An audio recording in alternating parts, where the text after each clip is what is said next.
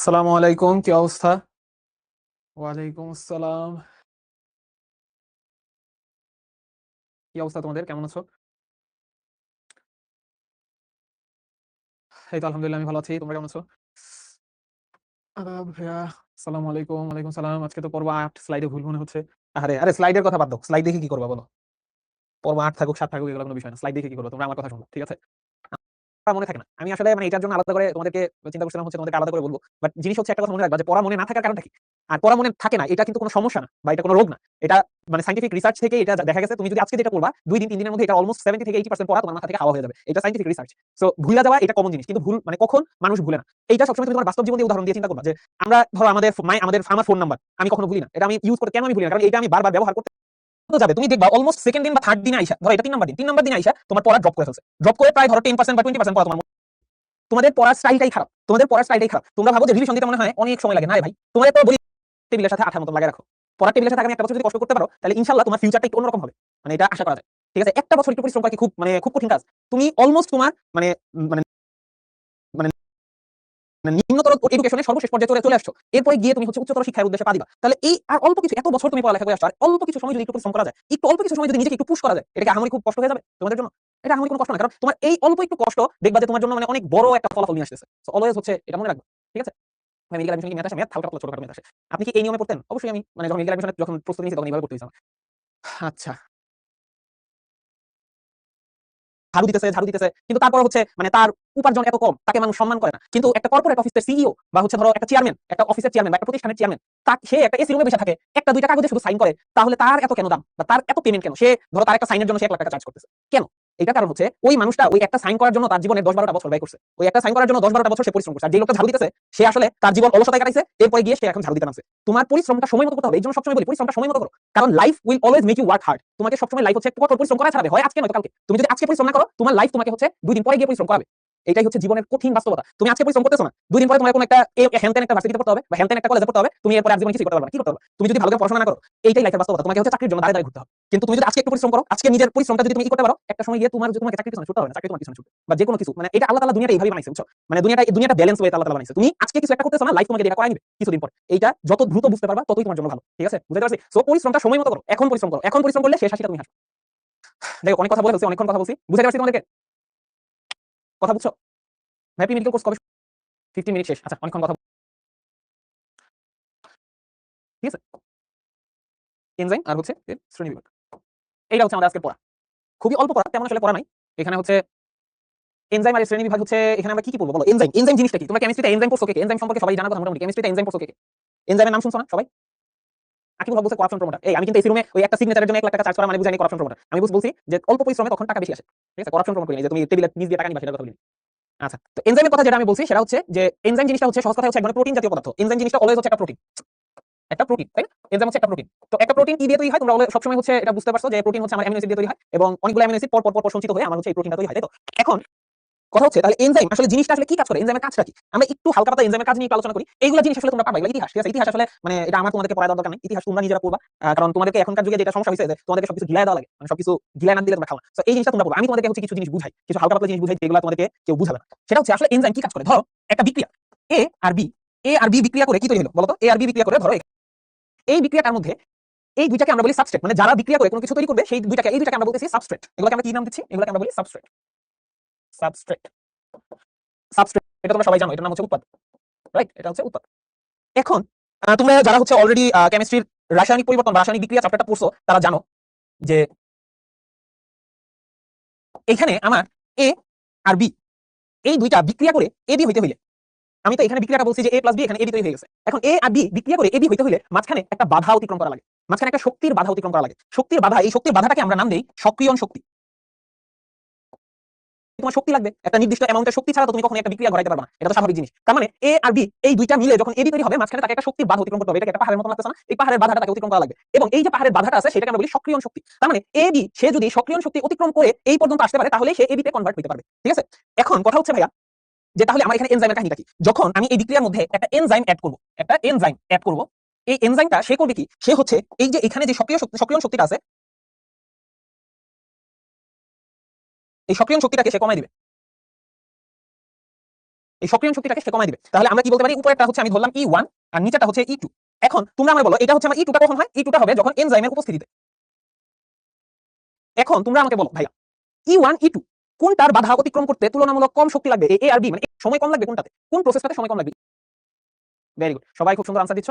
Answer হচ্ছে তাহলে এখানে আমার কি E2 তে আমার সময়টা কম লাগবে। তাহলে এখানে আসলে এনজাইমের কাজটা কি? এই এনজাইমটা আসলে এই বিক্রিয়াটাকে দ্রুত সংঘটিত হতে সাহায্য করে। এনজাইম নিজে কখনো পরিবর্তিত হয় না, বরং এনজাইম যেরকম আছে সেরকমই থাকে, সে শুধু এই সক্রিয়ণ শক্তিটাকে কমায় দেয়, এই বাধাটাকে সে কমায় দেয়, যেই কারণে এ আর বি মিলে এবি হইতে সময়টা কম লাগে। এইগুলাতে এনজাইম তুমি দিলেও হয় না দিলেও হয়। কিন্তু আমার নরমাল বডিতে আমার রাসায়নিক বিক্রিয়াগুলো, দেহের মধ্যে যত রাসায়নিক বিক্রিয়া হয় এগুলো এত আস্তে আস্তে হয়, যদি আল্লাহ তাআলা আমার দেহের মধ্যে এনজাইম তৈরি করার মতন মেকানিজম না দিত, তাহলে এই বিক্রিয়াগুলো হইতে আমার হাজার হাজার বছর সময় লাগতো। এখন তুমি আমাকে বলো একটা শ্বসনের মধ্যে অনেকগুলা বিক্রিয়া আছে না? তোমরা শ্বসন চ্যাপ্টার যারা পড়ছো বা শ্বসন সম্পর্কে যারা জানো, শ্বসনের মধ্যে 4টা ধাপ আছে। গ্লাইকোলাইসিস, তারপর হচ্ছে ক্রেবস চক্র, ইলেকট্রন প্রবাহতন্ত্র, ক্রেবস ইলেকট্রন প্রোব, এসিটাইল কই আছে মাঝখানে। তো এই যে 4টা ধাপ, এগুলোর মধ্যে অনেকগুলো রাসায়নিক বিক্রিয়া আছে না? এখন এতগুলো রাসায়নিক বিক্রিয়া, প্রত্যেকটা বিক্রিয়া হইতে যদি আমার শত শত বছর সময় লাগে, তাহলে আমার একটা এটিপি মানে 36টা এটিপি তৈরি হইতে আমি মরে যাব। সহজ কথায় আমি মারা যাব। তার মানে আমার দেহের যতগুলো রাসায়নিক বিক্রিয়া হয় সবগুলোর জন্য এনজাইম থাকা মাস্ট এবং এটা অপরিহার্য। এবং এই এনজাইমগুলো কি দিয়ে তৈরি হয়? প্রোটিন দিয়ে তৈরি হয়। আমার দেহের যতগুলো এনজাইম আছে, আমার বডির এনজাইমগুলো সব প্রোটিন দিয়ে তৈরি হয়। ঠিক আছে? এখন তোমরা আমায় বলো এনজাইম কোন অঙ্গাণুতে তাহলে তৈরি হয়? তোমাদেরকে আমি বললাম যে এনজাইম হচ্ছে প্রোটিন। তাহলে এনজাইম কোন অঙ্গাণুটা এনজাইম তৈরি করবে? আমার কোষের কোন অঙ্গাণু এনজাইম তৈরি করবে? এটা বলো সবাই দেখি। কোন অঙ্গাণুটা এনজাইম তৈরি করবে? Good, ribosome. যারা হচ্ছে আলাদা আলাদা আনসার দিচ্ছ তারা তো ভুল করতেছো। কেন? কারণ হচ্ছে রাইবোজোম কেন? আমরা অলরেডি জানি রাইবোজোমকে আমরা কি বলি? রাইবোজোমকে আমরা বলি কোষের প্রোটিন ফ্যাক্টরি। রাইবোজোমকে আমরা কি বলি? রাইবোজোমের একটা ডাকনাম আছে না? রাইবোজোমের ডাকনাম কি? Protein factory. রাইবোজোমের ডাকনাম হচ্ছে প্রোটিন রাইবোজোমের মধ্যে। ঠিক আছে? এখন আমরা আরেকটু বেসিক জিনিস দেখি। তাহলে এনজাইম আসলে কিভাবে কাজ করে? আমরা এনজাইমের ক্রিয়া কৌশল নিয়ে একটু দেখি। আচ্ছা, এতটুকু তোমরা বুঝতে পারছো? এইটা একটু যদি তোমাদের সময় লাগে তোমরা খাতে নোট নিয়ে রাখতে পারো, যাদের স্ক্রিনশট নাও স্ক্রিনশট নিয়ে রাখতে পারো। মানে নোট নিতে চাইলে নোট নিতে পারো, এটা অবশ্য পিডিএফ তোমাদেরকে দিয়ে দেওয়া হবে, নোট নিতে না চাইলে সমস্যা নেই। কিন্তু এতটুকু বলতেছি যে এনজাইম আসলে তোমার বিক্রিয়াকে ত্বরান্বিত করতেছে। একটা বিক্রিয়াকে এনজাইম ত্বরান্বিত করে। অলওয়েজ মনে রাখবা যে এনজাইমের আসল কাজ কি? এনজাইমের আসল কাজ হচ্ছে এনজাইম বিক্রিয়াকে সবসময় ত্বরান্বিত করবে, কিন্তু নিজে অপরিবর্তিত থাকবে। এই বিষয়গুলো কিন্তু মনে রাখা খুব গুরুত্বপূর্ণ। একটু পরে আমি দেখাচ্ছি এটা কিভাবে হয়। নিজে অপরিবর্তিত একটা এনজাইমের ক্ষমতা নাই একটা বিক্রিয়া শুরু করা বা শেষ করা। এনজাইম সে হচ্ছে কাইন্ড অফ কেমন আমি তোমাকে বলি। এনজাইম হচ্ছে সেই এই জিনিসটা হচ্ছে ধরো কি বলবো? ধরো এই যে আমি হচ্ছে অলরেডি ইন্টারমিডিয়েট পাস করে চলে আসছি না? আমার ইন্টারমিডিয়েট বা এইচএসসি রেজাল্ট দিয়ে দিছে। আমি এইচএসসি পাস করে চলে আসছি। পরে পাস করে আমি এখন মেডিকেলে পড়তেছি। এখন আমি কি করতেছি তোমাদেরকে বলো তো? আমি তোমাদেরকে এখন এইচএসসি পড়া পড়াচ্ছি। এতে কি হইছে? এটা আমার কোনো লাভ হচ্ছে? মানে আমি তোমাদেরকে পড়ায় আমার কোনো এখানে কোনো লাভ হচ্ছে যে আমি এখান থেকে নলেজ পাচ্ছি? আমি কিন্তু কোনো নলেজ পাচ্ছি না। আমি অপরিবর্তিত রয়ে গেলাম। কারণ আমি তো অলরেডি এইচএসসি পাস করে চলে আসছি। কিন্তু এখানে তোমাদের কি লাভ হচ্ছে বলো তো? এখানে তোমরা হচ্ছে তোমাদের পড়াশোনাটা ত্বরান্বিত হচ্ছে। কারণ এই পড়াটা তোমরা যদি না বুঝে পড়ো তাহলে কি হবে? তোমার পড়তে অনেক সময় লাগবে। কিন্তু আমি তোমাদেরকে বুঝায় দেওয়ার পর এই পড়াটা পড়তে তোমাদের সময় কম লাগবে। তার মানে এখানে আমি কিন্তু অপরিবর্তিত রয়ে গেছি। আমি তোমাদেরকে জাস্ট পড়া শেষ করতে হবে। নিজেদেরকে পড়ে নিজেদেরকে পরীক্ষা দিতে হবে। আমি জাস্ট এখানে তোমাদেরকে হেল্পিং হ্যান্ড হিসেবে আছি। এখানে আমি হচ্ছি এনজাইম, তোমরা হচ্ছে এই যে এখানে সাবস্ট্রেট। এই সাবস্ট্রেটগুলো যখন তুমি পরীক্ষায় গিয়ে লিখে রেখে আসতে পারবে, সেটা হচ্ছে পরীক্ষার খাতাটা হচ্ছে তোমার প্রোডাক্ট বা উৎপাদ। ঠিক আছে? তার মানে পরীক্ষায় ভালো করার জন্য আমি হচ্ছি তোমার সহায়ক। এখানে আমি তোমার বিক্রিয়াটা শুরু করতে পারবো না, তোমার পর আমি শুরু করে দিতে পারবো না, তোমার পর আমি শেষ করতে পারবো না। আমি জাস্ট তোমাকে হেল্প করতে পারবো। তার মানে একটা এনজাইম বুঝতে পারলে তুমি এনজাইমের অনেকগুলো বৈশিষ্ট্য বুঝে গেছো। এই লাইনটুকু বুঝতে পারছো? আমি যা বুঝাইলাম এই লাইনটা বুঝতে এনজাইম প্রোটিন রাইট। ওকে, নাইম বলছে ভাই আপনার স্যালারিটা। আচ্ছা, এখানে কাহিনী আমি তোমাদেরকে উদাহরণ দিয়েছি কি দিয়ে? নলেজ দিয়ে। এখানে টাকার হিসাব দিয়ে আমি হচ্ছে তোমাদেরকে বলি নলেজের হিসাব। এই নলেজ দিয়ে আমার কোনো কাজে লাগবে? এই নলেজ আমার কোনো কাজে লাগবে না। আমি নলেজ পার করে চলে আসছি সেই হিসাবে বলছি। তারপরে আসো এখন নেক্সট যেটা যে এনজাইমের কার্যকৌশল বা ক্রিয়া কৌশলটা আমরা একটু দেখি। এনজাইম কিভাবে কাজ করে? আমার লেখা দেখা কেন? ক্রিয়া কৌশল। এখন এনজাইমের ক্রিয়া কৌশল আসলে দুই ধরনের হয়। ঠিক আছে? এনজাইমের ক্রিয়া কৌশল আমরা নরমালি দুই ধরনের পাই। প্রথমটা হচ্ছে তালাচাবি মতবাদ বা হচ্ছে মানে স্লাইট মডিফাইড তালাচাবি মতবাদ। তুমি এটা যেমনি নাম দিতে পারো, আবেশ মতবাদ বা মডিফাইড তালাচাবি মতবাদ। তো এই দুই ধরনের মতবাদ আছে। এখন আমরা আগে প্রথমে বেসিক মেকানিজমটা বুঝি একটা এনজাইম কিভাবে কাজ করে। দেখো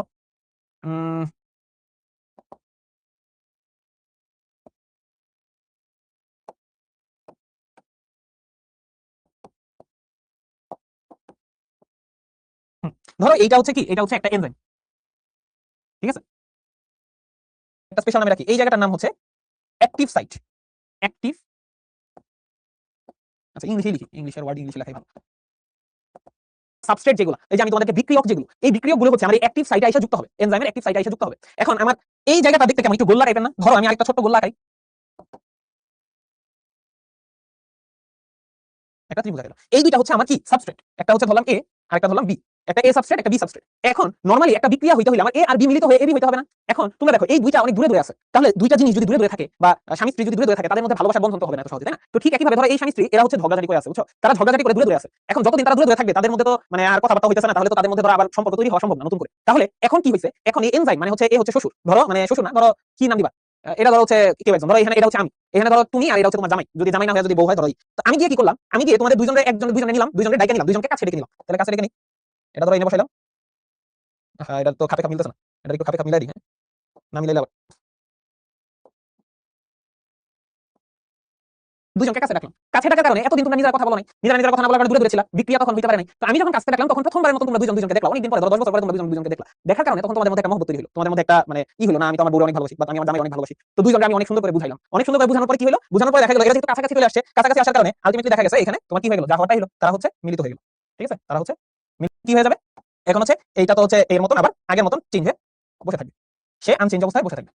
ঠিক আছে, সে আবার আনচেঞ্জ অবস্থায় বসে থাকবে, সে তারা দুজন মিলিত মিলাই দিয়েছে, যেহেতু আমি মিলাই দিলাম তোমাদেরকে, মিলাই দেওয়ার পর আমি আমার বাসায় চলে গেলাম। ঠিক আছে, এইটাই হচ্ছে তোমার এনজাইমের বেসিক মেকানিজম। আরেকবার সুন্দর করে বলি, প্রথমে সে কাছে আসে, তারা দুজন দূরে দূরে ছিল, দূরে দূরে স্বামী স্ত্রী থাকার কারণে তাদের মধ্যে সম্পর্ক ছিল না, তারা বিক্রিয়া করতে চাইতেছে না। এরপরে কি করছে, আমি গেলাম, আমি গিয়ে তোমাদের দুজনকে ডেকে কাছে বসাইলাম, কাছে বসানোর কারণে দুজন দুজনের চেহারা দেখার কারণে কি হলো, তোমাদের মধ্যে একটা সুন্দর ভালোবাসার সম্পর্ক তৈরি হলো, ভালোবাসার সম্পর্ক তৈরি হওয়ার কারণে তোমরা আবার সুখে সংসার করা শুরু করলে, আমি ফেরত চলে গেলাম। ঠিক আছে, তোমাদের দিকে তাকিয়ে তাকিয়ে আমি একটা হাসি মুখ দিয়ে সুন্দর করে ফেরত চলে গেলাম, অপরিবর্তিত হয়ে গেলাম। তো এইটাই হচ্ছে এনজাইমের কাজ। ঠিক আছে, তো এনজাইমের বেসিক মেকানিজম যদি আসে ঠিক এইভাবে তিনটা চিত্র আঁকাবা, আমি এখানে একটা চিত্র দিয়ে দেখাইছি, তিনটা চিত্র আঁকাবা। ঠিক আছে, তিনটা চিত্র বলতে প্রথমে এইটা দেখাবা, তারপরে দেখাবা তারা দুইটা যেখানে অ্যাটাচ হইছে এটা দেখাবা, তারপরে লাস্টে গিয়ে এরকম একটা বিক্রিয়া হয়ে গেছে এটা দেখাবা। ঠিক আছে, সহজ না? এতটুকু বুঝছো? এতটুকু বুঝলে বাকি দুইটা জিনিস সহজ, বাকি দুইটা মতবাদ একদম বুঝানো সহজ। বুঝতে পারছো? আচ্ছা, বুঝার চেষ্টা করি। আচ্ছা, মতবাদ দুইটা বুঝার চেষ্টা করি। কেউ আবার এখান থেকে নেগেটিভ কোনো মানে উল্টাপাল্টা কোনো মানে চিন্তা ভাবনা মাথায় আনো না। ঠিক আছে, এটা কিন্তু স্বামী স্ত্রীর ঝগড়াঝাটি হয়েছিল এই কারণে। ঠিক আছে, বাট এটা মনে তুমি ধরো তোমরা যারা হচ্ছে আমার স্টুডেন্ট, তোমরা আমাকে অনেক সম্মান করো, তার মানে আমি যদি তোমাদেরকে একটা কিছু বলি তোমরা সেই কথাটা শুনবা, তাই না? তার মানে আমার মধ্যে তোমার মধ্যে মনের মধ্যে আমার প্রতি একটা সফট কর্নার আছে, একটা রেসপেক্ট কাজ করে। ঠিক একইভাবে তালা চাবির মতবাদটা হচ্ছে এরকম, চাবি যে দিয়ে যেমন একটা নির্দিষ্ট তালা খোলা যায়, ঠিক একইভাবে এই যে স্বামী স্ত্রী তাদের মধ্যে যে ঝগড়াঝাটিটা হয়েছিল, এখন এই ঝগড়াঝাটি মিলানোর জন্য আমি ছাড়া ধরো এখন গেল হচ্ছে ধরো মেয়ের মা গেল, এই জায়গায় যদি মেয়ের মা যায়, তুমি আমার বলো স্বামী স্ত্রীর ঝগড়া কি আরো বাড়বে না? মানে মেয়ের মা গিয়া স্বামীরে গিয়ে বলবে তুই তুই হচ্ছে কোন বাপের বেটা, তুই আমার মেয়ের হচ্ছে দোষ দিছিস। আর ধরো মেয়ের কানে গিয়ে বলবে তুই ছেলের ছেলে, আর ওইদিকে ধরো হচ্ছে এই ছেলের মা যদি আসে তাহলে তার অবস্থা খারাপ, এই কোন কালো মেয়ে করে আছে আমার ছেলের, এই সেই হাত দিয়ে এইসব বলে মানে এইটার কাহিনী আরো খারাপ করে দিবে। তাহলে ওই দ্বারা আনলে তো ওই দুজন আনলে তো আমার লাভ নাই, ছেলে মা বা মেয়ের মা আনলে তো আমার লাভ নাই, আমার এখানে লাগবে হচ্ছে আমাকে লাগবে, কারণ আমি তোমাদেরকে মিলাই দিতে পারবো। কারণ কি, কারণ আমার মধ্যে নির্দিষ্ট জায়গা আছে, আমি সিচুয়েশন বুঝে কথা বলতে পারবো। তার মানে তালাচাবি মতবাদটা এরকম, এই যে সাবস্ট্রেটগুলো, এই সাবস্ট্রেটগুলো এইটার জন্য এখানে একটা নির্দিষ্ট জায়গা আছে, এইটার জন্য এখানে একটা নির্দিষ্ট জায়গা আছে, এরা জায়গা মতো এখানে অ্যাটাচ হয়ে যেতে পারবে। এটাই হচ্ছে তালাচাবি মতবাদ। তালা দিয়ে যেমন একটা নির্দিষ্ট এনজাইম খুলতে মানে চাবি চাবি দিয়ে যেমন একটা নির্দিষ্ট তালা খোলা যায়, ঠিক একইভাবে এইগুলো জায়গার মতো মানে এই অ্যাক্টিভ সাইটগুলো এই সাবস্ট্রেট অনুযায়ী সাইজ অনুযায়ী এখানে বিরাজ থাকে, মানে বিদ্যমান থাকে, যে কারণে এখানে বিক্রিয়াটা সহজ হয়। ঠিক আছে, তাহলে মডিফাইড তালাচাবি কোনটা? মডিফাইড তালাচাবি হচ্ছে, এটা আমি তোমাদেরকে বুঝাই, এই হচ্ছে একটু স্পেশাল টাইপের গার্ডিয়ান। স্পেশাল টাইপের গার্ডিয়ান হচ্ছে ধরো এ হচ্ছে এরকম, বুঝছো, এ হচ্ছে এরকম। এখন ধরো প্রথম ধরো বিক্রিয়ক হচ্ছে এরকম দেখতে। এখন এই জিনিসটা হচ্ছে ধরো একটা ছেলে, সে বেকার, এখন সে একটা প্রস্তাব নিয়ে গেছে, ধরো এটা হচ্ছে মানে মেয়ের বাবা, এটা হচ্ছে ছেলে। ঠিক আছে, তো ছেলে বেকার, সে মেয়ের কাছে, মেয়ের বাবার কাছে প্রস্তাব নিয়ে গেছে, আমি হচ্ছে আপনার মেয়েকে বিয়ে করতে চাই। ঠিক আছে, তো মেয়ের বাবার কাছে বিয়ে করার জন্য সে প্রস্তাব নিয়ে গেছে, কিন্তু ছেলে বেকার, যেহেতু মেয়ের বাবা কি করবে, তারা দিবে না। আচ্ছা, এখন কাহিনী হচ্ছে এক দুই বছর ছেলে মনে অনেক জেদ যে আমার রিজেক্ট, এখন আমি হচ্ছে অনেক পড়াশোনা করবো। তো পড়াশোনা করে সে কি হয়ে গেল, সে হয়ে গেল বিসিএস ক্যাডার। সে কি হয়ে গেল, সে হয়ে গেল বিসিএস ক্যাডার। এখন সে যখন বিসিএস ক্যাডার হয়ে গেল, সে এখন আবার প্রস্তাব পাঠাইছে।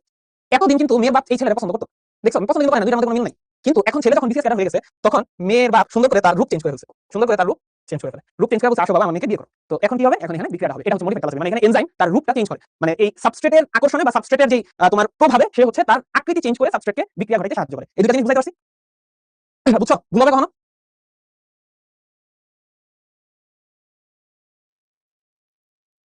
সাবস্ট্রেট কি? আচ্ছা, সাবস্ট্রেট জিনিস যেটা হচ্ছে ধরো এ আর বি, এই এ আর বি এই দুটাকে বলে সাবস্ট্রেট। এ বি বিক্রিয়া করে এ বি তৈরি করবে, তো এ আর বি বিক্রিয়ক, বুঝছো না? বিক্রিয়ক যাহা তাহাই সাবস্ট্রেট, সাবস্ট্রেট বিক্রিয়ক একই জিনিস।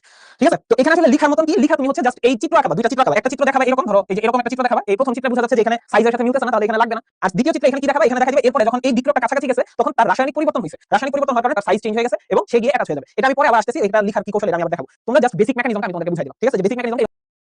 এখন আসে এনজাইমের বৈশিষ্ট্য, এনজাইমের বৈশিষ্ট্য। আচ্ছা, এনজাইমের বৈশিষ্ট্যটা কি? সহজ কথায় এনজাইম হচ্ছে প্রোটিনধর্মী। প্রথম কথা, এনজাইম হচ্ছে প্রোটিনধর্মী এবং এনজাইমের মধ্যে কি হয়, কলয়েড হিসেবে অবস্থান করে। কলয়েড মানে কি? কলয়েড মানে তোমরা ছোটবেলায় পড়ে আসছো, কলয়েড মানে হচ্ছে পানি আকর্ষী পদার্থ, যেগুলো পানি আকর্ষী। তার মানে এদের হচ্ছে আসলে পানির প্রতি আকর্ষণ থাকে এবং এদের সাইজ কত থাকে জানো? 2 থেকে 1000 ন্যানোমিটারের মধ্যে, নরমালি 2 থেকে 1000 ন্যানোমিটারের মধ্যে কলয়েড পার্টিকেলগুলোর সাইজ হয় 2 থেকে 1000 ন্যানোমিটারের মধ্যে এবং এরা অনেক বেশি পানিকে টানতে পারে। ঠিক আছে, অনেক বেশি পানিকে টানতে পারে।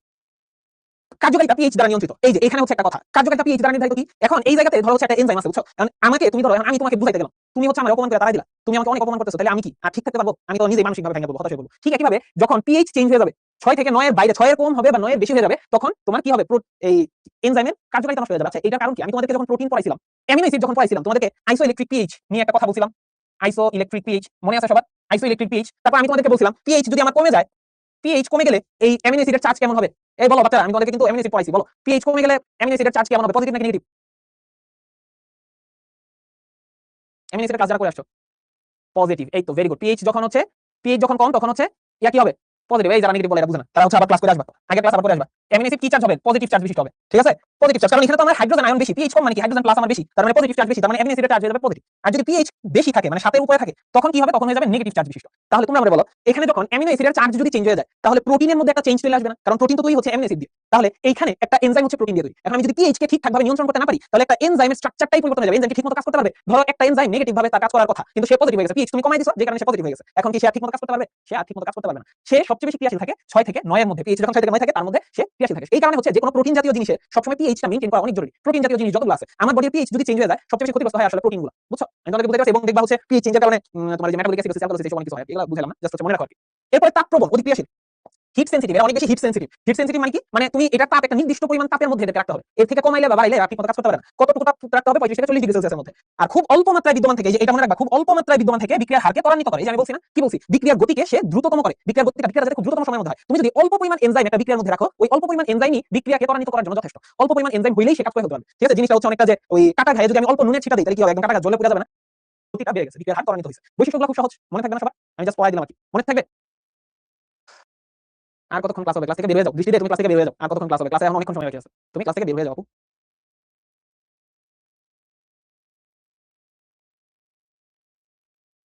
ওকে,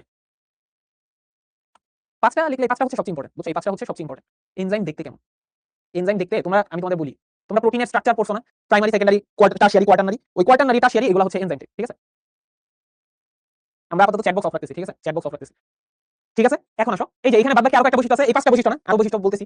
বিক্রিয়ার হারকে ত্বরান্বিত করে কিন্তু সাম্যাবস্থা পরিবর্তন করে না। আচ্ছা, এটা তোমরা এনজাইম যখন কেমিস্ট্রি পড়বা তখন সাম্যাবস্থা সম্পর্কে পড়বা। সাম্যাবস্থার কোনো পরিবর্তন করে না। সাম্যাবস্থা মানে কি? নরমালি ধরো যে কোনো বিক্রিয়া হচ্ছে একটা উভমুখী বিক্রিয়া, যেগুলো উভমুখী বিক্রিয়া মানে কি? উভমুখী বিক্রিয়া হচ্ছে বিক্রিয়ক থেকে উৎপাদ এবং উৎপাদ থেকে বিক্রিয়ক, এই দুইটাই হচ্ছে সমানভাবে যখন হয় তখন সেই অবস্থাটাকে আমরা বলি সাম্যাবস্থা। যে বিক্রিয়ক বিক্রিয়া করে উৎপাদ তৈরি করতেছে যেই পরিমাণে, আবার উৎপাদও বিক্রিয়া করে উৎপাদ ভেঙে বিক্রিয়ক তৈরি হইতেছে সমান পরিমাণে, এই বিক্রিয়াটাকে আমরা বলি উভমুখী বিক্রিয়া। এই উভমুখী বিক্রিয়ার গতি যদি দুই সাইডেই সমান হয়, ডান সাইডে বাম সাইডে দুই সাইডে সমান হয়, সেই অবস্থাটাকে বলি আমরা সাম্যাবস্থা। এবং এনজাইম কখনোই এই সাম্যাবস্থা কখনো পরিবর্তন করে না, সে সাম্যাবস্থা অর্জনকে ত্বরান্বিত করে, দ্রুত গতিতে যাতে সাম্যাবস্থায় আমরা পৌঁছাইতে পারি সেইটাকে সে ত্বরান্বিত করে। মানে এনজাইমের কাজ হচ্ছে শুধু দ্রুত কোনো একটা অবস্থায় পৌঁছায় দেওয়া, তাকে সাম্যাবস্থা একটা স্টেবল একটা পজিশনে পৌঁছায় দেওয়া। কার্যকারিতা সুনির্দিষ্ট। এই যে তালাচাবি মতবাদ আমরা পড়লাম, তালাচাবি মতবাদে কি দেখছি? এনজাইমের যে অ্যাক্টিভ সাইট, যেটা যেখানে সাবস্ট্রেট আইসা লাগবে, ওই জায়গাটা শুধু ওই নির্দিষ্ট সাবস্ট্রেটের জন্য প্রযোজ্য। তালা দিয়ে যেমন চাবি দিয়ে যেমন একটা নির্দিষ্ট তালা খোলা যায়, ঠিক একইভাবে একটা নির্দিষ্ট সাবস্ট্রেটের জন্য একটা নির্দিষ্ট এনজাইম বিদ্যমান। শুধু জীবিত কোষই উৎপন্ন হয় এবং কার্যকারিতার জন্য পানি প্রয়োজন, এটা একদম সহজ কথা। কারণ জীবিত কোষের মধ্যে রাইবোজোম থাকবে, আর রাইবোজোম কিভাবে প্রোটিন তৈরি করে তোমরা সবাই জানো। প্রোটিন কেমনে তৈরি হয়? ডিএনএ, ডিএনএ থেকে হচ্ছে এমআরএনএ তৈরি হয়, এমআরএনএ থেকে প্রোটিন তৈরি হয়, এটা তোমরা সবাই জানো, তাই না? এমআরএনএ থেকে প্রোটিন তৈরি হয়। এখন ডিএনএ কি মৃত কোষে কখনো থাকা পসিবল? ডিএনএ মানে মৃত কোষে ডিএনএ স্যাম্পল নেই, বাট ডিএনএ থেকে এমআরএনএ প্রোটিন তৈরি হওয়া, নতুন করে প্রোটিন তৈরি হওয়ার জন্য জীবিত কোষ লাগবে এবং এগুলোর জন্য পানি প্রয়োজন। প্রায় সব এনজাইমই পানিতে দ্রবণীয়, পানিতে দ্রবণীয়, প্রায় সব এনজাইমই পানিতে দ্রবণীয়। আচ্ছা, আর ইউভি রশ্মির উপস্থিতিতে এনজাইমের কার্যকারিতা নষ্ট হয়, এটা তো কমন জিনিস। ইউভি রশ্মির উপস্থিতিতে আমাদের শরীরে অনেক ক্ষতি হয়, আমাদের সুস্থ সেলগুলো অনেক সময় নষ্ট হয়ে যায়, ঠিক আছে? ইউভি রশ্মি থেকে বাঁচার জন্য আমাদের বায়ুমণ্ডলে কোন স্তর বিদ্যমান? ওই স্ট্র্যাটোস্ফিয়ার, তাই না? স্ট্র্যাটোস্ফিয়ার মনে হয়, হ্যাঁ স্ট্র্যাটোস্ফিয়ার। ওই স্ট্র্যাটোস্ফিয়ারের মধ্যে কি লেয়ার থাকে বলতো? ওজোন লেয়ার থাকে। এই ওজোন লেয়ার দিয়ে হচ্ছে আমার ইউভি রশ্মিটা প্রতিহত করে। এগুলো হচ্ছে মানে এনজাইমের বৈশিষ্ট্য, ঠিক আছে? এনজাইমের কাজগুলো বুঝাইতে পারছি? বুঝাইতে পারছি এনজাইমের বৈশিষ্ট্যগুলো? পোলাপান কত দুষ্ট, মনোযোগ রাখতে পারছি না। মনোযোগ কোথায় বাবা? এর নামটা তো আমি ঠিক বুঝতেছি না, মনোযোগ কোথায়? নিচে বসায় দেন, কানের নিচে বসাবে। আমার এক ফ্রেন্ড থাপ্পড় দিছিল, তো ওর কানের পর্দা হচ্ছে ফেটে গেছিল, তো এখনো ও কানে শুনতে কষ্ট, মানে কানে শুনতে তার অসুবিধা হয়। এখন আমি যদি ওর কানের নিচে একটা বসায় দেই, এখন কানের পর্দা যদি ফাইটা যায়, তো এখন ও তো আমার নামে মামলা করে দিবে পরে। ভাই আজকে কোনো গল্প শোনাবেন না? হ্যাঁ, গল্প একটা শোনাবো। তোমরা কি আমার একটা গল্প শোনাতাম, কিন্তু এটার ভিডিও হচ্ছে শিবু জিবু গ্রুপে কে জানি কোন ফাজিলা জানি দিয়ে দিছে। তোমরা যে হচ্ছে কত দুষ্টু, তোমরা হচ্ছে মানে উল্টাপাল্টা জিনিস হচ্ছে পোস্ট করে দাও। বায়োলজি মাহফিল করেন, বায়োলজি মাহফিল করবো, বায়োলজি মাহফিলে কি সব মানে তোকে আমরা টাকা দিবি? মাহফিল করবো তোরা যদি আমরা টাকা দিস। আল্লাহ ভাই, আমাকে শুধু শুধু গল্প শুনছি, অনেক কিছু করা যায়, টাকা পয়সা দিলে অনেক কিছু করা যায়। সে দিলাম, যাও আমাদের বিরতি করে আসো। আচ্ছা আচ্ছা, আমার তো এখন মনে পড়তেছে না কি, মানে কষ্টের কাহিনী বলতে আসলে মজা নাই, কিন্তু এটা হচ্ছে কষ্টের কাহিনী, তোমাদেরকে শোনাই দাও। এটা হচ্ছে কোথায় পড়ে জানি, জানি না, 7 কলেজে পড়ে মনে হয়। তো আমরা দুইজনই ছোট, ও আমার 2 বছরের ছোট। আমরা দুইজন খেলতেছি, কি খেলতেছি মনে নাই, বল খেলতেছি, ক্রিকেট খেলতেছি মনে হয়। তো খেলতে খেলতে সে করছে কি, মানে বাসার কাজের জন্য কিছু ইট রাখা হয়েছিল, বুঝছো? ইট হচ্ছে পাইল আপ করে রাখা হয়েছে, এইভাবে হচ্ছে পাইল আপ করে রাখা হয়েছে, অনেকগুলো ইট রাখা হয়েছে, পাইল আপ করে অনেকগুলো ইট হচ্ছে রাখা হয়েছে। তো আমি খেলতেছি খেলতেছি, এখন এই শয়তানে করছে কি, এই দুষ্ট হচ্ছে আমার পায়ের উপর ইট ফালাই দিছে। মানে বুঝো কাজ কারবারটা, পায়ের উপর ইট ফালাইলে কি হবে জানি তো? পায়ের উপর ইট ফালাই, এটা হচ্ছে ধরো আমার নখ, তো বুড়ো আঙ্গুলের নখখান সুন্দর করে দুইটা ভাগ হয়ে গেছে, মানে নখটা শুধু ফাইটা গেছে, নখ ফাইটা দুই ভাগ ছিল। দাদা হচ্ছে সুন্দর করে একটা ব্যান্ডেজের মতো পট্টি মেরে দিছে, ব্যান্ডেজ তো না পট্টি মেরে দিছে, পট্টি মারার পরে অনেকক্ষণ ধরে পা, এখন তো আমি হয়ে গেছি প্যারালাইজ, প্যারালাইজ মানে পা হচ্ছে আরেক চেয়ারের উপর দিয়ে আমি শুয়ে রইছি, বলতে আগে বসে রইছি। আম্মু আসছে, আম্মুর মাথায় দুষ্ট বুদ্ধি চলতেছে। আমার মার মাথায় দুষ্ট বুদ্ধি কি, সে দেখতেছে তার ছেলের দুইটা নখ মানে দুই সাইডে মানে বিকৃত হয়ে রয়েছে, দুইটা নখ দেখতে কেমন জানি লাগতেছে, উঁচা হয়ে গেছে, একটা তো দুইটা যদি আলাদা হয়ে যায়, একটা উঁচা নিচা হয়ে যায় না, তো ধরো একটা নখ, তার মাথায় যে দুষ্ট বুদ্ধি চলছে সেটা আমি জানি না। তো আমি হচ্ছে রাতের বেলা ঘুমাইছি, বুঝছো? রাতের বেলা অনেক আমি ঘুমাই পড়ছি, সকালে ঘুম থেকে উঠছি, সকালে ঘুম থেকে উঠা আমার নখের কাছে গিয়ে দেখি, আমার নখের দিকে আবার তাকায় দেখি আমার নখের হাফ পার্ট গন, মানে হাফ পার্ট নাই, এতটুকু পার্ট নাই, মানে এখন শুধু এতটুকু পার্ট আছে, এইটুকু পার্ট নখ নাই। এটা কাহিনী কি হয়েছে, আমার মা আমি ঘুমন্ত অবস্থায় সে আমার অর্ধেক নখ যেটা উঁচা হয়েছিল ওটা কাইটা দিছে। এটা একটা ভালো কাজ করছে সে, কারণ আমি যদি ঘুম মানে সজাগ অবস্থায় এটা টের পেতাম আমি এটা করতেই দিতাম না, দৌড়ায় হচ্ছে বাসা ছেড়ে পালা যেতাম। কিন্তু সে ঘুমন্ত অবস্থায় করে ফেলছে, একটান দিয়ে কখন করে দিছে। তো এটা করে দেওয়ার কারণে একটা সুবিধা হয়েছে, পরে নতুন করে নখ গলাইছে এই আর কি, হাসপাতালে যাওয়া লাগে নাই। তো এই একটা কাহিনী বাবা মজা যাই হোক ব্যাপার না, এগুলো আমার অনেক সময় করে টিউশন করে। আচ্ছা মানে নখ ঠিক আছে এখন ঠিক আছে, আমরা এমনই করে আসলে আমরা এমন করে। আমার মা হচ্ছে মাফ করো কেউ আবার সিনেমা আমি সিনেমা প্রমোট করি না পার্সোনালি, ঠিক আছে কেউ আবার সিনেমা ছোটবেলায় বিটিভিতে যখন দেখতাম দেখতাম ধর পিছন থেকে ছুরি মারে না, তো আমার মধ্যে তো অনেক ফ্যান্টাসি কাজ করতেছে তাই না। আমি করছি কি কলম আছে না কলমটা খুইলা আমি তো ফ্যান্টাসিতে আছি, আমি এখন মানে বিশাল বড় ভিলেন, আমার মায়ের পিছনে গিয়ে একটা গুতা মারছি, মানে আমার মা তো ব্যথায়, আমি তো দিছি দৌড়, আমার মা আমার পিছনে দিছে দৌড়, আমার পিছনে দৌড় দিয়ে আসি আমার ঝাড়ু দিয়ে তো মাই দিছে। ওই দিন মায়ের আমি ভুলিনি আজও ভুলিনি। যাই হোক এগুলা বিষয়গুলো দুষ্ট কথাবার্তা, এগুলো দুষ্টামি কেউ করো না আবার, এগুলো হচ্ছে বললাম জাস্ট তোমাদেরকে, এগুলো দুষ্টামি করো না। ধর্ম অনুসারে সাবস্ট্রেটের ধর্ম মানে কি, এই যে আমার বিক্রিয়ক আমরা যেগুলো বলি বিক্রিয়ক, এই বিক্রিয়কটা কেমন সেটার উপর ভিত্তি করে আমরা এনজাইম ধর্ম অনুসারে সাবস্ট্রেটের ধর্ম মানে কি, এই যে আমার হয়ে গেছি। সো এখন কেউ এগুলো দুষ্টামি করো না। সুক্রেজ ইউরিয়াস আর্জিনাস লাইপেজ প্রোটিয়াস এগুলো হচ্ছে সাবস্ট্রেটের ধর্ম অনুসারে। সাবস্ট্রেটের ধর্ম মানে কি, এই যে আমার বিক্রিয়ক আমরা যেগুলো বলি বিক্রিয়ক, এই বিক্রিয়কটা কেমন সেটার উপর ভিত্তি করে আমরা এনজাইম গুলোর নাম করতে পারি। যেমন সুক্রেজ এটা নাম শুনে তুমি বুঝতেছো এখানে সাবস্ট্রেট কি হবে, সুক্রোজ, সুক্রোজকে ভাঙার জন্য আমরা সুক্রেজ ইউজ করি। ইউরিয়াস এখানে সাবস্ট্রেট কি হবে, ইউরিয়া। তারপরে হচ্ছে আর্জিনেজ এখানে সাবস্ট্রেট কি হবে, আর্জিনিন, আর্জিনিন নামক আমরা এই যে অ্যামিনো অ্যাসিড পড়ছি আর্জিনিন। লাইপেজ, লাইপেজের সাবস্ট্রেট কি হবে, লিপিড।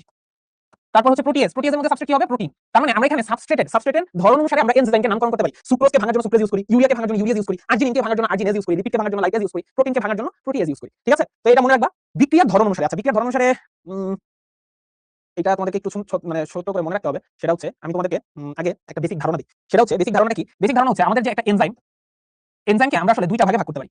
এনজাইমকে আমরা দুইটা ভাগে ভাগ করতে পারি। এনজাইমকে দুইটা ভাগে ভাগ করতে পারি। কি কি দুইটা ভাগ তোমাদের কাছে সময় চাই? হাই রে 5টা মিনিট আমি তারিখ নাও চলে আসুন, 5 মিনিট পরে আসতেছি ঠিক আছে, 5টা মিনিট একটু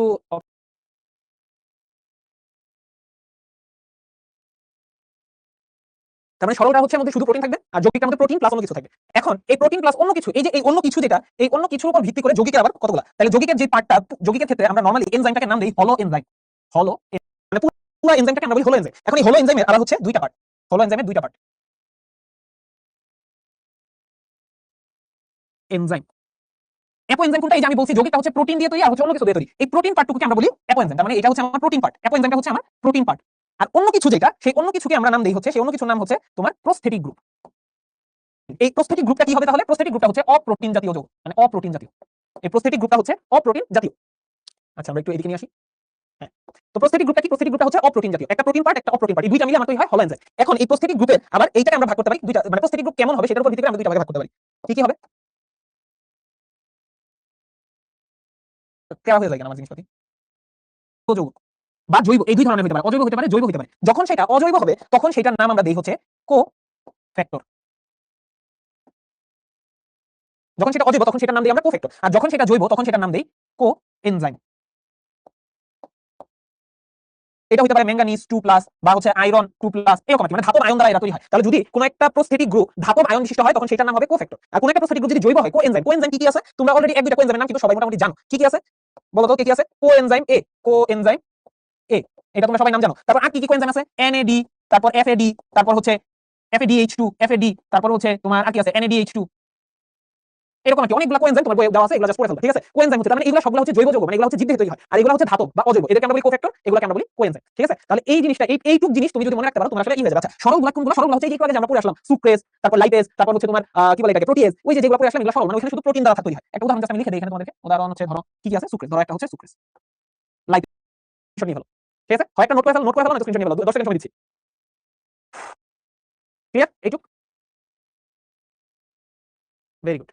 একবার জাস্ট বলে দিই, সেটা হচ্ছে আমার একটা এনজাইম, সেটা হতে পারে একটা সরল এনজাইম বা যৌগিক এনজাইম। সরল এনজাইমটা শুধু প্রোটিন দিয়ে তৈরি, কিন্তু যৌগিক এনজাইমগুলো প্রোটিনও থাকে তার সাথে অন্য কিছু থাকে। এখন যৌগিক এনজাইমের নাম আমরা বলি, যৌগিক এনজাইম পুরোটাকে আমরা ডাকি হলো এনজাইম হিসেবে। এখন এই হলো এনজাইমের দুইটা পার্ট, আমরা কি বলছি, একটা প্রোটিন পার্ট থাকবে একটা অপ্রোটিন পার্ট থাকবে। প্রোটিন পার্টের নাম হচ্ছে অ্যাপো এনজাইম আর অপ্রোটিন পার্টের নাম হচ্ছে প্রস্থেটিক গ্রুপ। প্রস্থেটিক গ্রুপ আবার দুই ধরনের হতে পারে, হয় সেটা অজৈব বা ধাতু হবে অথবা সে জৈব হবে। যদি সে অজৈব বা ধাতু হয় তখন তার নাম হয়ে যায়, এই প্রস্থেটিক গ্রুপের নাম হয়ে যাবে কোফ্যাক্টর, আর যদি সে জৈব হয় তাহলে তার নাম হয়ে যাবে কোএনজাইম। কোএনজাইম কি কি আছে? NAD, FAD, NADH2, FADH2, GTP, এই তোমরা যা কিছু পড়ে সবগুলো। আর ধাতুগুলো তোমরা জানো, ম্যাঙ্গানিজ, আয়রন, কোবাল্ট, মানে তোমার ধাতব আয়ন যেগুলো আছে সবগুলো। ঠিক আছে, আর এক দুইটা সরলের উদাহরণ হচ্ছে সুক্রেজ, লাইপেজ। ক্লিয়ার হয়েছে জিনিসটা? বলো এই জিনিসটা ক্লিয়ার হয়েছে? ভাইয়া প্রচুর নেট ডাকতেছে এবং বৃষ্টি হচ্ছে, হাই হাই আমি তাহলে বাসায় যাবো কেমনে? আল্লাহ, এখন আমি হচ্ছে এই হালতে দিন কাটাইতেছি, একটা ছাতা কিনতে কি পড়াইতেছিলাম আমি তো ভুলে গেছি। ও আচ্ছা হ্যাঁ, মনে নরমালি নামকরণ করতে পারি। হয় এনজাইমের নামকরণ করা হয়, বিক্রিয়কটা কি সেটার উপর ডিপেন্ড করে এনজাইমের নামকরণ করা হয়, অথবা বিক্রিয়ার ধরন অনুসারে যে কি ধরনের বিক্রিয়া, বিক্রিয়াটার জন্য যদি আমার পানি দ্বারা ভাঙন হয়, পানির কোনো আদ্র বিশ্লেষণে থাকে তখন এনজাইমের নাম হাইড্রোলেজ, যদি অক্সিডেশন রিডাকশনের বিষয় থাকে, জারণ বিজারণের কাহিনী থাকে তখন সেটা হয়ে যায় অক্সিডেজ রিডাকটেজ, এরকম আর কি। ঠিক আছে, আবার আমরা সাবস্ট্রেট বিক্রিয়া মিলিত বৈশিষ্ট্য অনুসারে মানে সাবস্ট্রেট বিক্রিয়া কিভাবে হচ্ছে মানে যুক্ত হইতেছে হেক্সোকাইনেজের মধ্যে কি হয় এই হেক্সোকাইনেজ পাইরুভেট এখানে যেগুলোর মধ্যে হচ্ছে তোমার একটা গ্লুকোজের বা ইয়া থেকে কিছু একটা তৈরি হয় মানে এখানে সাবস্ট্রেটটা কি সেটার উপর ভিত্তি করে এবং বিক্রিয়াটা কি এই দুইটাকে একসাথে মিলে আমরা আগে তাতে কি করছি বিক্রিয়ার ধরন তার আগে করছি সাবস্ট্রেটের ধরন এগুলো হচ্ছে সাবস্ট্রেটের ধরন অনুসারে এনজাইমের নামকরণ এটা হচ্ছে বিক্রিয়ার ধরন অনুসারে এনজাইমের নামকরণ আর এখানে হচ্ছে দুইটা মিক্স এখানে দেখো হেক্সো ওয়াটটা হচ্ছে সাবস্ট্রেট আর কাইনেজ ওয়াটটা হচ্ছে বিক্রিয়ার ধরন এখানে হচ্ছে পাইরুভেট অ্যাসিডটা হচ্ছে সাবস্ট্রেট আর কাইনেজটা হচ্ছে তোমার বিক্রিয়ার ধরন কাইনেজ দিয়ে আসলে কি বোঝায় জানো যত জায়গায় কাইনেজ পাবা বুঝবা এখানে এটিপি কে যুক্ত করা হয়েছে কাইনেজ ওয়াটের মানে হচ্ছে এটিপি কে যুক্ত করা হয়েছে বা এটিপি বের হয়ে গেছে মানে এটিপির সাথে রিলেটেড এটিপির সাথে রিলেটেড ঠিক আছে এটাই আর কি কাহিনী ঠিক আছে তো দুইটা মিলিত হবে আমরা হচ্ছে এইভাবে নামকরণ করতে পারি ঠিক আছে মনে থাকবে পড়ে নিবা বাকি পড়া নিজে পড়বা ঠিক আছে বলো বুঝছো ওই হলো এনজাইম আর যৌগিক কথা একই কথা ঠিক আছে হলো এনজাইম যৌগিক জিনিস একই কথা এগুলো আলাদা ব্যাপার দরকার নেই যা পড়া দিচ্ছি এই স্লাইডটা পড়বা আমার এই স্লাইডটা তুমি যদি মনে রাখতে পারো আল্লাহর হস্তে তোমার পড়া হয়ে গেছে কমপ্লিট ওকে এখন আসো আমরা এই যেগুলো সব কোএনজাইমের নাম এই কোএনজাইমগুলোর নাম কিন্তু লাগবে পুনরূপ সহ FADH2 FADH2 যেখানে H2 যুক্ত করা হয়েছে তার মানে এটা হচ্ছে বিজারিত বা রিডিউসড H2 মানে হচ্ছে বিজারিত বা রিডিউসড ঠিক আছে এটা মনে রাখবা এনজাইমের কাজ করার পর এই চিত্রটা তোমাদের পরীক্ষা খাতায় আঁকাতে হবে মানে এই ধাপটা যে এখানে দেখো যে এই চিত্রটা একটু সবাই পরীক্ষা খাতায় আঁকাবে আমি তোমাদেরকে যেভাবে দেখাইছিলাম এরকম এই টাইপের চিত্র আঁকাতে হবে ঠিক আছে এগুলো কত বানায় চিত্র আঁকাইছি এগুলো এটা মনে রাখবা তালাচাবি এই চিত্র লাগবে না এটা দরকার নাই এটা জাস্ট তোমাদেরকে তালাচাবি মতবাদ বোঝানোর জন্য অলরেডি বুঝাই ফেলছি তোমাদেরকে তালাচাবি মতবাদ এটা আর কিছু দরকার নাই এইটা হচ্ছে ইনডিউসড ফিট মডেল ওই যে বিসিএস ক্যাডার আগে ছিল ছেলে বেকার এই যে দেখো এটার মধ্যে এই যে এ হচ্ছে বেকার ছেলে এ হচ্ছে বিসিএস ক্যাডার ছেলে বাপ প্রথমে মেয়ে পছন্দ করতো কিন্তু মেয়ে তো মনে মনে আবার এই ছেলেটা পছন্দ করে তো এরপর কি হয়েছে দেখো এই জায়গা চেঞ্জ হয়েছে যখন সে হচ্ছে আমার এখানে একটু কাহিনী হয়েছে মানে এখানে তো আচ্ছা এটা মেয়ে হিসেবে চিন্তা করো মানে ছেলে মেয়ে আসছে যে বাবা আমি তো পছন্দ করি তুমি হচ্ছে কি করবা কিনা এখন আবেশ প্রক্রিয়ার মাধ্যমে ওই জায়গাটা চেঞ্জ হয়ে যায় এবং চেঞ্জ হওয়ার মাধ্যমে নতুন করে কাজ হয় আচ্ছা যাই এগুলো আমরা না পড়ি এগুলো পড়া হয়ে গেছে আচ্ছা এখন এখানে কাহিনী আচ্ছা একটু দাঁড়াও এখানে কি জানি 2 মিনিট একটু সময় দিতে হবে তোমাদের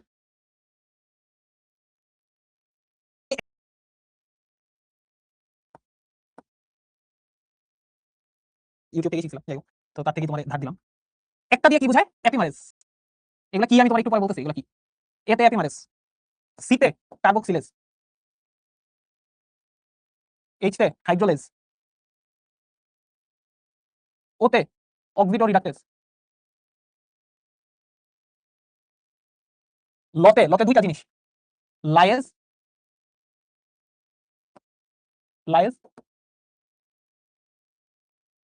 এই জিনিসটা একটু তোমাদেরকে সুন্দর করে এইভাবে মনে রাখতে হবে এটা আসলে কি জিনিসটা সেটা হচ্ছে আমরা এনজাইমকে ভাগ করতে পারি কি ধরনের বিক্রিয়া এই জিনিসটা একটু তোমাদেরকে সুন্দর করে এইভাবে মনে রাখতে হবে এটা আসলে কি জিনিসটা সেটা হচ্ছে আমরা এনজাইমকে ভাগ করতে আর আইসো এটাতে হচ্ছে আইসোমারেজ এই জিনিসটা একটু তোমাদেরকে সুন্দর করে এইভাবে মনে রাখতে হবে এটা আসলে কি জিনিসটা সেটা হচ্ছে আমরা এনজাইমকে ভাগ করতে পারি কি ধরনের বিক্রিয়াকে সে প্রভাবিত করে তার উপর ভিত্তি করে এই কয়েকটা ভাগে আমরা ভাগ করতে পারি এবং এটা পরীক্ষায় খুবই কমনলি চলে আসে ঠিক আছে যে কোনটা হচ্ছে আমরা বিক্রিয়ার অনুসারে ভাগ করি একটা চকলেট আইসো এটা দিয়ে তোমরা মনে রাখতে পারো তোমাদের যদি নিজস্ব ছন্দ থাকে সেটা মনে রাখতে পারো এটা চাইলে একটা ছবি স্ক্রিনশট তুলে রাখতে পারো বা চাইলে হচ্ছে তোমরা খাতায় হচ্ছে লিখে রাখতে পারো সুন্দর করে একটা দিয়ে হচ্ছে অ্যাপিমারেজ একটা অ্যাপিমার রিঅ্যাকশনকে সে হচ্ছে মানে অ্যাপিমার তৈরি হতে সাহায্য করে আচ্ছা আমি একটু একটু করে সবগুলো ব্যাখ্যা দিই অ্যাপিমারেজটা কি করে অ্যাপিমারেজটা হচ্ছে অ্যাপিমার তৈরি হতে সাহায্য করে অ্যাপিমার তৈরি হতে সাহায্য করে কার্বক্সিলেজটা কি করবে কার্বক্সিলেজটা হচ্ছে কার্বন ডাই অক্সাইড যুক্ত বা বিযুক্ত মানে বের হইতে কার্বন ডাই অক্সাইড যুক্ত হইতে সাহায্য করে কোন একটা বিক্রিয়ার মধ্যে বের হইতে সাহায্য করবে হাইড্রোলেজ কি করবে হাইড্রোলেজ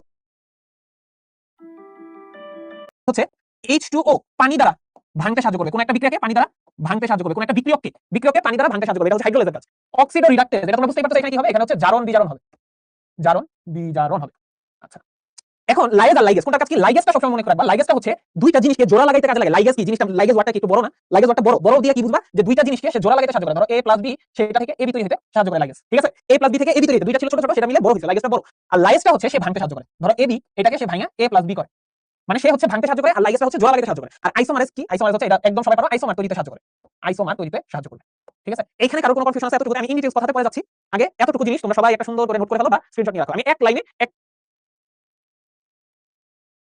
এপিমার মানে কি আমি পরে আসতেছি এপিমার নিয়ে এত উতলা হইও না ভাইরা এপিমার আমি তোমাদেরকে বুঝাই দিব আইসোমার তো তোমরা সবাই জানো আইসোমার মানে কি এটা হচ্ছে এই যে গ্লুকোজ আর ফ্রুক্টোজ তোমরা অলরেডি আইসোমার তো না পারার কোনো কারণই নাই গ্লুকোজ ফ্রুক্টোজ দুইটারই কি আণবিক সংকেত একই কিন্তু দুইটার গাঠনিক সংকেত ভিন্ন না আইসোমার তো না পারার কোনো কারণই নাই গ্লুকোজ ফ্রুক্টোজ দুইটারই কি আণবিক সংকেত একই কিন্তু দুইটার গাঠনিক সংকেত ভিন্ন না ফ্রুক্টোজের মধ্যে একটা কিটোন মূলক থাকে গ্লুকোজের মধ্যে একটা তাহলে গ্লুকোজ আর ফ্রুক্টোজ এরা কি একটা আরেকটা আইসোমার ঠিক আছে তারপর ধরো রাইবোজ ডিঅক্সি বলা যাবে না ধরো রাইবোলোজ জাইলোলোজ এগুলা কি একটা রাইবোলোজ জাইলোলোজ একটা এপিমার এটা না অন্য একটা উদাহরণ দাও গ্লুকোজ ফ্রুক্টোজ বাদ দিয়ে একটা উদাহরণ হচ্ছে গ্লুকোজ আর ফ্রুক্টোজ গ্লুকোজ ফ্রুক্টোজের হচ্ছে গাঠনিক সংকেতটা ভিন্ন বাট আণবিক সংকেত এক আবার গ্লুকোজের মধ্যে ধরো এল গ্লুকোজ পড়ছো ডি গ্লুকোজ পড়ছো এল গ্লুকোজ ডি গ্লুকোজ দুইটা আণবিক সংকেত একই রকম কিন্তু দুইটার আবার হচ্ছে গাঠনিক সংকেতটা ভিন্ন হাইড্রোক্সিলটা একটা থেকে একটা মানে ডানে থাকে একটা বামে থাকে সো এইভাবে মনে রাখবা এখন আমরা দেখি কাহিনীটা কি হচ্ছে অক্সিডো রিডাক্টেজ তোমাদের উদাহরণগুলো তোমাদের মুখস্থ করতে হবে কষ্ট করে এখানে আসলে কোনো মার্সি নাই উদাহরণগুলো কষ্ট করে মুখস্থ করতে হবে অক্সিডো রিডাক্টেজ মানে কি আমরা কি পড়ছি অক্সিডো রিডাক্টেজ মানে হচ্ছে এখানে তোমার অক্সিডেশন এবং রিডাকশন বিক্রিয়া হবে মানে এখানে জারণ বিজারণ বিক্রিয়া হবে এখানে দেখো ফসফোগ্লিসারলডিহাইড এখানে অ্যালডিহাইড ছিল মানে সিএইচও মূলক ছিল সিএইচও মূলক থেকে এখানে বিসফসফোগ্লিসারিক অ্যাসিড মানে এখানে C+H হইছে অ্যালডিহাইড থেকে নরমালি জারিত হয়ে তোমার কার্বক্সিলিক অ্যাসিড তৈরি হয় তার মানে এখানে একটা জারণ বিক্রিয়া সংঘটিত হয়েছে তারপর আসো ট্রান্সফারেজ একটা এনজাইমের নাম আছে তোমাদের বই ট্রান্সফারেজ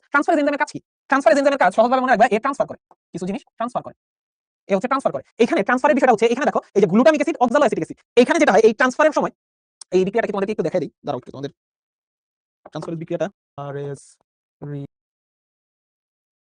এখানে কি ট্রান্সফারের গুরুত্বপূর্ণ বিষয় হচ্ছে এখানে তোমরা এটা একটু বড় করে দেখাই। ধরো একটা এটিপির মধ্যে কি এডিনোসিন ট্রাইফসফেট, তিনটা ফসফেট গ্রুপ আছে। এখন এই এটিপির একটা ফসফেট আমি যদি এই গ্লুকোজের মধ্যে ট্রান্সফার করি তাহলে এখানে কি আসবে, আমার একটা ফসফেট ট্রান্সফার হয়ে যাবে। এটা হচ্ছে এক প্রকারের ট্রান্সফারেজ রিঅ্যাকশন, ঠিক আছে? এখানে ট্রান্সফার হচ্ছে এবং এখানে এটিপি খরচ হয়, ঠিক আছে? ট্রান্সফারেজ রিঅ্যাকশনে নরমালি এটিপি খরচ হয়। আচ্ছা, হাইড্রোলাইটিক বা হচ্ছে তোমার হাইড্রোলেজ এনজাইম, এটা আমি অলরেডি বলছি এখানে কি হয় কাহিনী, এই যে পানি দিয়ে ভাঙন হবে, H2O দ্বারা ভাঙবে, ঠিক আছে? H2O দ্বারা ভাঙবে। এখানে দেখো কি হয়েছে, সুক্রোজ। এই সুক্রোজটা কি করবে, এই যে এই জায়গায় পানি আছে, এই পানি দিয়ে সুক্রোজটা কি ভাঙবে, ভাঙে কি সুক্রেজ এনজাইম, সুক্রেজ এনজাইম আমি একটু আগে পড়ে আসছি না, দেখছো তো সুক্রেজ এনজাইম। এই সুক্রেজ এনজাইমটা হচ্ছে এক ধরনের হাইড্রোলেজ এনজাইম বা হাইড্রোলাইটিক এনজাইম। এরা কি করবে, সুক্রোজকে ভাঙবে। সুক্রোজকে ভাঙলে আমরা কি পাইছিলাম ছোটকালে, গ্লুকোজ আর ফ্রুক্টোজ পরে আসছি।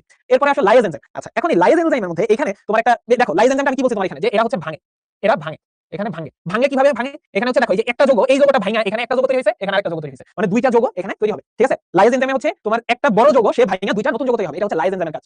আইসোমারেজ এনজাইম, আইসোমারের মধ্যে এই যে দেখো গ্লুকোজ ছিল, এই গ্লুকোজটা ফ্রুক্টোজে কনভার্ট হয়ে গেছে, এটা ফ্রুক্টোজ, ঠিক আছে? এটা fructose, glucose 6 phosphate, fructose 6 phosphate. Glucose আর ফ্রুক্টোজ আমি অলরেডি বলে আসছি, একটা একটা আইসোমার। লাইগেজ এনজাইম, লাইগেজ এনজাইমে কি হবে, এই যে দেখো লাইগেজ এনজাইমে কি হইছে, গ্লুটামিক অ্যাসিডের সাথে আমি যখন অ্যামোনিয়া, এই দুইটা যুক্ত হয়ে কি তৈরি করবে, গ্লুটামিন তৈরি করবে এবং বিনিময়ে এটিপি খরচ হবে, ঠিক আছে? বিনিময়ে এটিপি খরচ হবে, ঠিক আছে? বুঝতে পারছি, বুঝতে পারছো বাচ্চারা? আচ্ছা, এখানে একটা জিনিস, ঠিক আছে, ওকে, বুঝতে পারছি এতটুকু, বুঝছো লাইগেজ এনজাইম কেমন হইছে, লাইগেজ এনজাইম কেমন হইছে, এটা বেসিক প্রিন্সিপাল হচ্ছে এতটুকু, ঠিক আছে? লাইগেজ মানে লাইগাজা, আচ্ছা বুঝতে পারছি।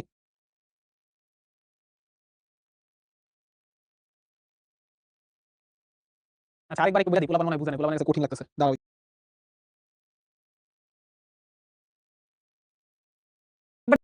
সরি, বিক্রিয়া কি কি আছে সেটা তো তোমরা বুঝতে পারছো একবার, ঠিক আছে? যে এখানে এপিমারেজ আছে বুঝায় তোমাদেরকে এই জিনিসটা তো তোমরা সবাই বুঝছো মোটামুটি, যে এখানে কি কি কাহিনী আছে। আচ্ছা, এখানে একটা নাম আমি বাদ দিয়ে গেছি, সেটা হচ্ছে এই যে এখানে যে টা দিয়ে কিন্তু হচ্ছে ট্রান্সফারেজ বুঝায়, ঠিক আছে? টা দিয়ে হচ্ছে ট্রান্সফারেজ, টা দিয়ে হচ্ছে ট্রান্সফারেজ। বিক্রিয়া কি কি আছে সেটা তোমরা বুঝতে পারছো একবার, ঠিক আছে? যে এখানে এপিমারেজ আছে, ট্রান্সফারেজ আছে, কার্বক্সিলেজ, অক্সিডারি রিডাকটেজ, এগুলো তোমরা সবাই বুঝছো। এখন আসলে কাহিনী কি হচ্ছে, অক্সিডারি রিডাকটেজ, এই বিক্রিয়াটা আসলে সত্যি কথা বলতে এটা তোমার হচ্ছে এই বিক্রিয়াটা কোন বিক্রিয়াটা জানো, এটা হচ্ছে ফসফোগ্লিসারোডিহাইড থেকে যে বিসফসফোগ্লিসারিক অ্যাসিড তৈরি হচ্ছে, এই বিক্রিয়াটা হচ্ছে তোমার ওই যে গ্লাইকোলাইসিস পথ আছে না, গ্লাইকোলাইসিসের পথ, ওই গ্লাইকোলাইসিসের বিক্রিয়া হচ্ছে এটা, বুঝছো? এখানে তোমাদের এই জন্য একটু কঠিন লাগছে কারণ তোমরা গ্লাইকোলাইসিস এগুলো মনে হয় পড়ে। সো গ্লাইকোলাইসিসের একটা বিক্রিয়া হচ্ছে এটা, গ্লাইকোলাইসিসে অনেকগুলো বিক্রিয়া আছে এবং এই গ্লাইকোলাইসিসের বিক্রিয়াতে এই যে দেখো একটা NADH2 তৈরি হয়, এই NADH2 টা হচ্ছে শক্তি দেয়। তো অক্সিডারি রিডাকটেজে কি হয়, এখানে হচ্ছে জারণ বিজারণ হয়, জারণ বিজারণ হয়। এখানে দেখো ফসফোগ্লিসারোডিহাইড আর তার সাথে ফসফেট, এই দুইটা জিনিস যখন করতেছি তখন নতুন একটা যৌগ তৈরি হয়েছে, 1,3-বিসফসফোগ্লিসারিক অ্যাসিড। এখানে অ্যালডিহাইড ছিল, এরপরে যৌগ তৈরি হয়ে গেছে, এখানে হচ্ছে আসলে জারণ হয়েছে। তার মানে এখানে আমার এই এনজাইমটাকে আমি কি এনজাইম বলবো, এই এনজাইমটাকে আমরা কি এনজাইম বলবো, এই এনজাইমটা হচ্ছে আমার অক্সিডারি রিডাকটেজ এনজাইম। এরপর আসলে ট্রান্সফারেজ এনজাইম, ট্রান্সফারেজ এনজাইমের মধ্যে কি হয়, ট্রান্সফারেজ এনজাইমে একটা যৌগের একটা জিনিস আরেকটা যৌগে আরেকটাতে ট্রান্সফার হয়। এই যে গ্লুটামিক থেকে আলফা কিটো গ্লুটামিক অ্যাসিড হয়েছে, আগে ছিল গ্লুটামিক অ্যাসিড, তারপর এখানে কিটো গ্লুটামিক অ্যাসিড হয়েছে, মানে এখানে হচ্ছে একটা কিটোন গ্রুপ ট্রান্সফার হয়েছে, দেখছো? মানে এই অক্সালোঅ্যাসিটিক অ্যাসিড থেকে একটা কার্বনিল মূলক গিয়ে এই গ্লুটামিক অ্যাসিডে গেছে এবং গিয়ে এখানে ট্রান্সফার হয়ে আলফা কিটো গ্লুটামিক অ্যাসিড হয়েছে, তার মানে ট্রান্সফার হবে, এখানে একটা মূলক এখানে ট্রান্সফার হবে। হাইড্রোলাইটিক এনজাইম কি হবে, পানি দিয়ে ভাঙা হবে। এখানে যত বিক্রিয়া হবে সব বিক্রিয়ার মধ্যে পানি লাগবে, পানির মধ্যে সুক্রোজ মিশাইলে তুমি যদি ওই জায়গায় সুক্রেজ এনজাইম দাও, সুক্রেজ এনজাইম সুক্রোজকে ভেঙে দিবে, ভেঙে কি তৈরি করবে, গ্লুকোজ ফ্রুক্টোজ তৈরি করবে। ঠিক একইভাবে আমরা যদি লিপিডকে ভাঙি, ধরো এখানে আমি লিপিড দিলাম, লিপিডকে আমি যদি পানির দ্বারা আদ্র বিশ্লেষণ করতে যাই, বিনিময়ে আমার কি এনজাইম লাগবে, লাইপেজ এনজাইম লাগবে, ঠিক আছে? এই লাইপেজটা ভেঙে কি তৈরি করবে, ফ্যাটি অ্যাসিড আর হচ্ছে গ্লিসারল তৈরি করবে, ঠিক আছে? ফ্যাটি অ্যাসিড আর গ্লিসারল, ফ্যাটি অ্যাসিড আর গ্লিসারল তৈরি করবে, এটাকে আমরা বলি হাইড্রোলাইটিক হাইড্রোলেজ এনজাইম। মানে এখানে সুক্রেজ লাইপেজ এগুলো সবই হচ্ছে হাইড্রোলেজ এনজাইম। ট্রান্সফারেজ এনজাইমটা তো বুঝছো।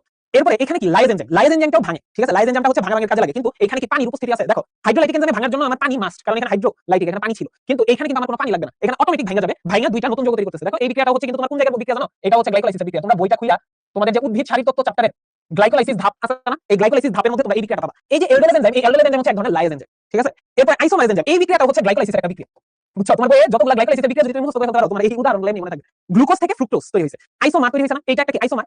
আর লাইগেজ এনজাইমে কি হচ্ছে, গ্লুটামিক অ্যাসিড এবং অ্যামোনিয়া, এখানে দুইটা জিনিস জোড়া লাগতেছে, লাইগেজের মধ্যে আঠার মতন চিন্তা করো, দুইটা জিনিস জোড়া লাগে। এবং লাইগেজ এনজাইমের একটা বিশেষত্ব হচ্ছে, সবসময় মনে রাখবা, লাইগেজ এনজাইমে দুইটা জিনিস জোড়া লাগাইতে শক্তি দরকার হয়, কারণ তুমি যদি দুইটা জিনিসকে জোড়া লাগাইতে চাও, বাইরে থেকে কি দিতে হবে, ফোর্স দিতে হবে না? এই যে দেখো এটিপি দিয়ে তোমার এই জোড়া লাগার কাজটা ঘটে। তার মানে লাইগেজ এনজাইমের জন্য অলওয়েজ আমার এটিপি উপস্থিতি থাকা অনেক বেশি গুরুত্বপূর্ণ। লাইগেজ এনজাইম এটিপি উপস্থিতিতে দুইটা জিনিসকে জোড়া লাগায়, ঠিক আছে? তো এই হচ্ছে তোমার কাহিনী। এখন এপিমার জিনিসটা আমি একটু তোমাদেরকে সুন্দর করে বুঝাই দিই, যে এপিমার জিনিসটা কি।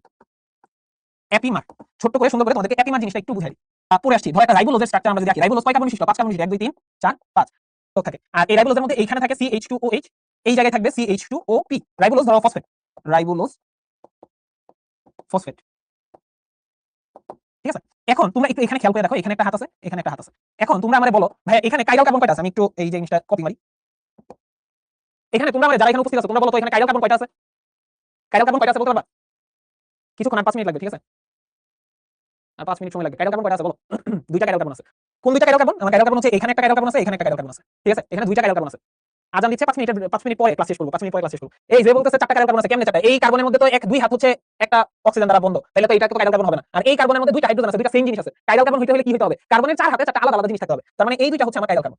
এখন আমরা হচ্ছে ডি আর এল গ্লুকোজ যখন বের করতে পড়া শিখছিলাম, তখন আমরা কি পড়ছিলাম বলতো? তখন কিন্তু আমরা একটা জিনিস পড়ছিলাম, সেটা হচ্ছে যে আমার দূরবর্তী কাইরাল কার্বন যেটা, দূরবর্তী কাইরাল কার্বন মানে কোনটা? এখানে দূরবর্তী কাইরাল কার্বন কোনটা? দূরবর্তী কাইরাল কার্বন হচ্ছে আমার এই যে এইটা হচ্ছে দূরবর্তী কাইরাল কার্বন, এটা হচ্ছে দূরবর্তী কাইরাল কার্বন। এই দূরবর্তী কাইরাল কার্বনের যদি ডান সাইডে হাইড্রোক্সিল থাকে তাহলে সেটা ডি, আর যদি বাম সাইডে হাইড্রোক্সিল থাকে সেটা হয়ে যায় এল। আচ্ছা ধরলাম এটা হচ্ছে ডি রাইবোলোস, ঠিক আছে? তাহলে এখানেও ধরো, এখানে আমি ধরলাম হাইড্রোক্সিল লাগাইলাম, হাইড্রোজেন লাগাইলাম, ঠিক আছে? এখন এপিমার জিনিসটা আসলে কি? দেখো এপিমার জিনিসটা আসলে কাজ করে দূরবর্তী কাইরাল কার্বনের ঠিক আগের কাইরাল কার্বন। এই কাইরাল কার্বনে ধরো এখানে তুমি হচ্ছে হাইড্রোজেন দিলা, এখানে হাইড্রোক্সিল দিলা।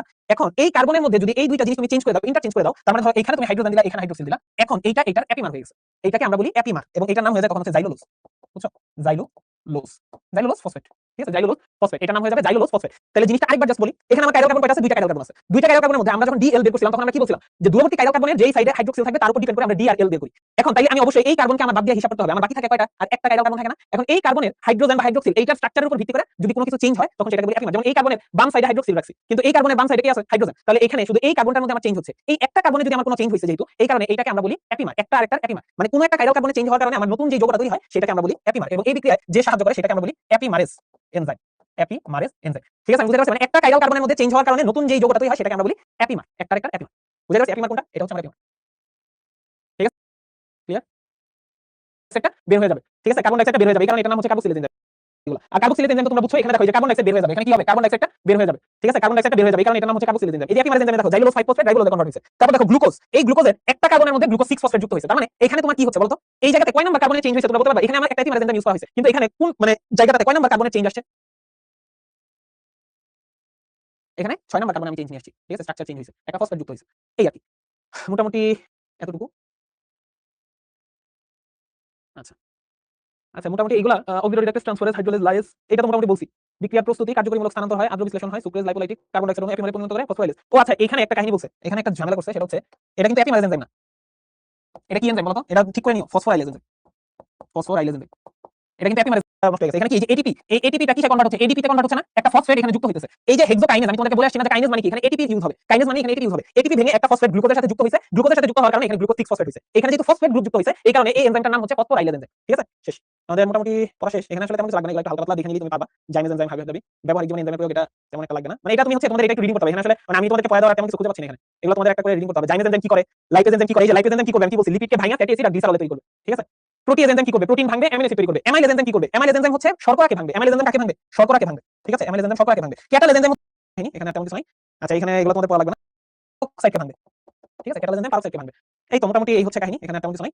আচ্ছা, এখানে এগুলো তোমাদের পড়া লাগবে না, আমরা সরাসরি শেষে চলে যাই। সেটা হচ্ছে এইটা হচ্ছে আজকে তোমাদের হোমওয়ার্ক, ঠিক আছে? এটা হচ্ছে আজকে তোমাদের হোমওয়ার্ক। সবাই হচ্ছে এটা স্ক্রিনশট তুলে ভালো, ঠিক আছে? মুখস্থ করতে হইব। কোশ্চেন আছে, কোশ্চেন থাকলে বলতে পারো। এইটার এইচডব্লিউটা জমা দিবা, ঠিক আছে?